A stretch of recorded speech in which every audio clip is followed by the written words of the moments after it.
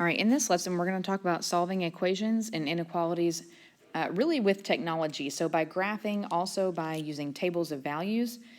These are things that you should know, at least some of them you should know how to use by hand. Some of them we will have to circle back to on how to do that. So to start, I would like for you to pause the video quickly and just solve these two problems. So one equation and one inequality. And these were the two solutions that you should have gotten. You should know how to do that. We're going to come back to those specific problems here in just a minute. And now I want to talk to you about your calculator. So if you have not already, please get your calculator out so that you can see what I'm going to show you on here. Okay, so I want to kind of give you a quick tour of your calculator. And there's some specific buttons, and if it were me, you might draw a little picture of these top 5 buttons as we talk about what each of them are. First things first, this right here, xt theta n, that's going to be where the button you use if you need to type in x, like for an equation. The second key is right here.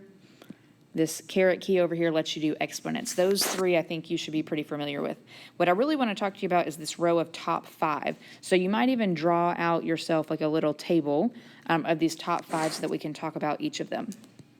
All right, the first one is y equals. So I'm going to point to these as I talk.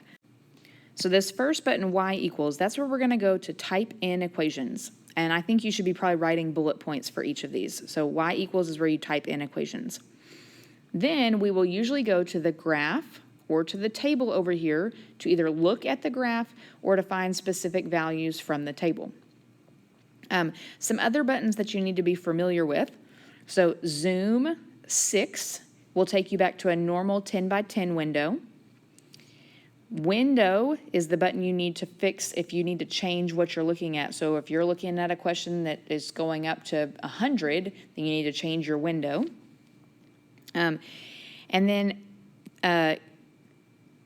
table will let you change the settings for your table. So we're going to come back to that one again today, this table set. It will change the settings for your table, make it count by different things. And then lastly, you need to know, trace is good to know, but calc is like the best one. So calc is going to have a few different things in there that we're going to use for this lesson. So make sure you have notes on those buttons for your calculator. All right, so this equation is asking us to solve an equation by graphing. So we just did this one. We found that the answer was 5, I believe.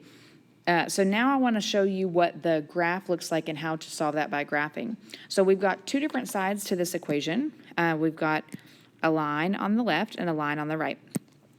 If we graph those in our calculator, so you would put one of them in y1. So to graph, you're going to put one of these into y1 and the other one into y2. And then you'll hit graph. And when you do that, you should see an image pop up that looks something like this. Now, yours is going to look a little bit different because your window is going to be a 10 by 10. But notice that, and so in your notes, will you do this quick little sketch. Notice that you have 2 lines here. You have y equals negative 3x plus 20, and then you have y equals 5. And the solution appears at their intersection when both of those have the same value. So notice that this intersection is happening at x equals 5, which is why it is the solution. So I would make a note for yourself that solution happens at the intersection. Now, these don't just have to be lines. So at this point, we can also solve things that look different. So for instance, this picture, we are solving an absolute value equals an equation. So that means somewhere in your brain, you should be connecting like there's a V somewhere and a line somewhere, which means if you look at this picture, theoretically, we might have 2 solutions. We don't have to, but we might. All right, so if we graph this, we can see that this one does have 2 solutions. So we're looking for where they have the same values. So notice that these intersect in these 2 places. So again, you need to write the problem down and draw just a rough sketch of this graph. This appears to be intersecting at 2 and again up here at 10, which would mean my values are x equals 2 and x equals 10. What we can do is plug those back in to verify that they do actually work. Or there is a way to solve this by hand, but we'll kind of probably refer back to that later when we're solving absolute value.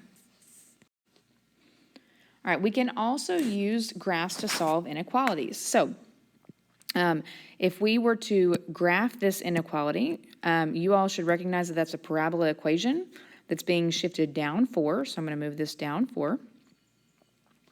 If you use a calculator, you can graph this accurately, since you all don't know how to count that just yet, and those should be hitting at 2 and -2. So this question is asking, when is this greater than 0? All right, so the line for 0 is going to go right here. So the question is, when is the parabola greater than that horizontal line? And hopefully you see that those would be on these 2 intervals right here. Again, we will circle back on how to actually solve these by hand later, but looking at the graph, we can see that that happens in this first range, which is x less than 2.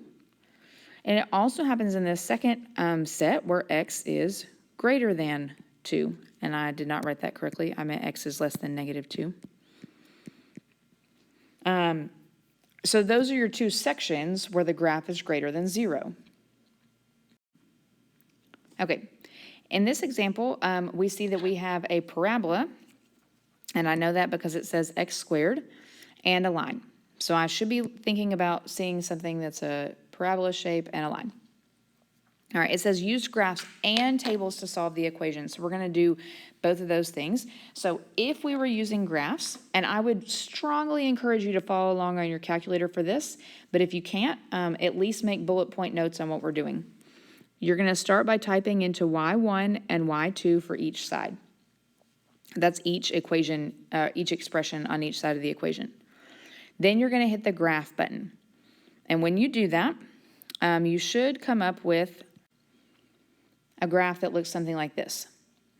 Now notice there's a few things that we haven't talked about in your calculator that I've just kind of assumed. So in your calculator, you can't actually see very well where things are intersecting.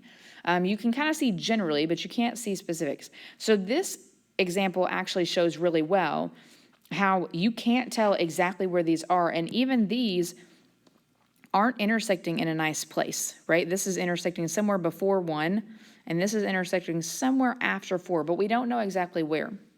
So what we can do then is use the table to find a better approximation for those points of intersection.